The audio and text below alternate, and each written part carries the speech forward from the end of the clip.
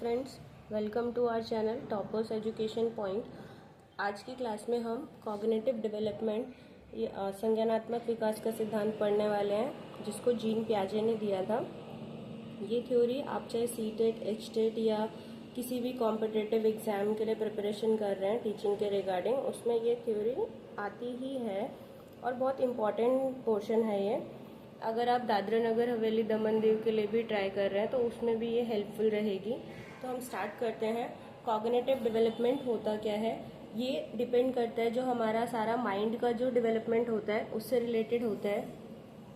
और इसमें जीन पियाजे ने क्या क्या कहा था, कौन कौन सी उन्होंने स्टेजेस दी थी, वो सब के बारे में हम पढ़ने वाले हैं। सबसे पहले हम देखते हैं जीन पियाजे कहाँ से बिलोंग करते थे? स्विट्जरलैंड के थे। और उन्होंने कहा था कि बच्चा जो है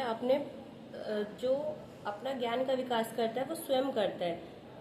और उसमें उन्होंने 4 स्टेजेस दिए थे। फर्स्ट स्टेज था सेंसरी मोटर स्टेज, उसको हिंदी में हम संवेदीय पेशीय अवस्था या फिर इंद्रिय जनित गामक अवस्था भी बोलते हैं। ईयर्स होता है 0 to 2, 0 का मतलब जन्म से 2 साल तक। उन्होंने क्या कहा था कि इस स्टेज के अंदर क्या क्या चीजें होती हैं? बच्चे का भाषा का विकास नहीं होता है, अनुकरण की प्रवृत्ति होती है, मतलब जैसा वो देख रहा है इमिटेट करता है चीजों को। इंद्रियों एवं पेशियों का प्रयोग करता है। वो क्या करता है? अपनी मसल्स जो होती हैं, उसकी जो सेंसरी मसल्स होती हैं, सेंसरी मोटर स्किल्स, उन सब का वो यूज करता है। बेसिकली अगर मैं कहूँ तो वो अपने सेंसेस का यूज करके चीजों को सीख रहा है। सेंसेस का यूज करके कैसे? जैसे उसकी आईज है, नोज है, ईयर्स है, टंग है, स्किन है, उन सब चीजों से वो सीख रहा है। और वो क्या अपना कुछ परसेप्शन बना रहा है, प्रत्यक्षीकरण, मतलब जो जो चीजें वो सामने से देख रहा है उस चीजों को कनेक्ट करता है। देख के चीजों को क्या करेगा? वो कनेक्ट करेगा। अब बालक क्या होता है? बहुत ज्यादा इस स्टेज में क्यूरियस होता है। ऑब्जेक्ट परमानेंसी एक ही टर्म का क्वेश्चन आता है। वस्तु स्थायित्व क्या होता है? मान लीजिए जैसे छोटे बच्चे है, उसके सामने बॉल है तो मतलब वो एग्जिस्ट कर रही है। अगर मैं उसको हटा दूं कि चिड़िया ले गई, ऐसे करके हटाऊं, तो उसको लगेगा कि हाँ ये ऑब्जेक्ट जो है, जो ये बॉल है, वो उसके आगे से चली गई, मतलब वो एग्जिस्ट ही नहीं करती है। तो सामने वाली चीज को ही वो असली मानता है। तो ये जो ऑब्जेक्ट परमानेंसी होती है ये 1.5 साल तक रहती है। जैसे मान लीजिए बॉल था, 1.5 ईयर का अगर बच्चा है, उसको हटा दिया तो वो रोएगा, ठीक है, कि बॉल गायब होने पे वो क्या करता है? वो रोता है कि ऑब्जेक्ट परमानेंट नहीं है। उसको क्या लगेगा कि ऑब्जेक्ट चली गई है कहीं।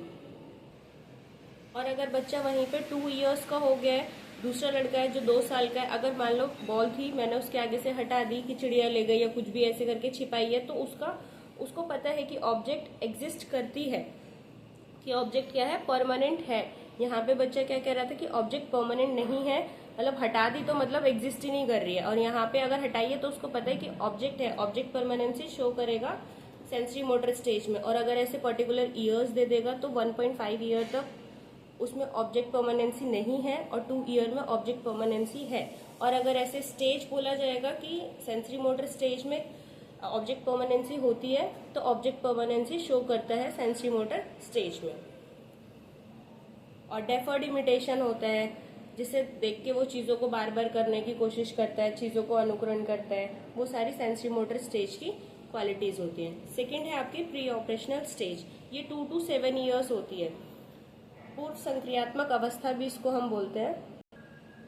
अब इस स्टेज में क्या होता है? भाषा का विकास प्रारंभ हो जाता है। ऊपर क्या था कि भाषा का विकास प्रारंभ नहीं होता, मतलब बच्चे जो लैंग्वेज है उसका डेवलपमेंट स्टार्ट नहीं होता है। बट प्री ऑपरेशनल स्टेज में लैंग्वेज का डेवलपमेंट स्टार्ट हो जाता है। एनिमिज्म क्या होता है? सजीव और निर्जीव में अंतर नहीं कर पाता, मतलब कौन सी चीज लिविंग है, कौन सी चीज नॉन लिविंग है, उसको वो डिफ्रेंशिएट नहीं कर पाते। जैसे आपने देखा होगा कि छोटे बच्चे होते हैं, वो खिलौने से खेलते हैं, उनको खाना खिला रहे हैं, उनको चोट लगने पे वो रोने लग जाते हैं। और मतलब बेसिकली कहा जाए तो लिविंग नॉन लिविंग में उनको डिफरेंस नहीं पता है, वो उनसे बहुत ज्यादा अटैच होता है लाइक लिविंग थिंग्स।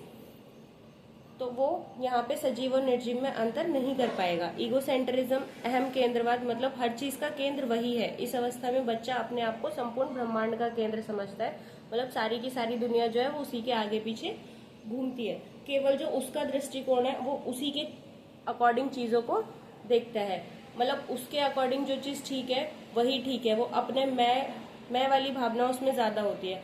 और यहाँ पे एक और चीज आती है कि अकॉर्डिंग टू जीन पियाजे, बच्चा जो भाषा है वो किसके द्वारा सीखता है, तो वो ईगो सेंट्रिज्म से सीखता है। ऐसा क्वेश्चन काफी बार आया हुआ है कि पियाजे के अकॉर्डिंग बच्चा कैसे लैंग्वेज को सीखता है, तो अगर ऑप्शन आते हैं तो ईगो सेंट्रिज्म को हम टिक करते हैं।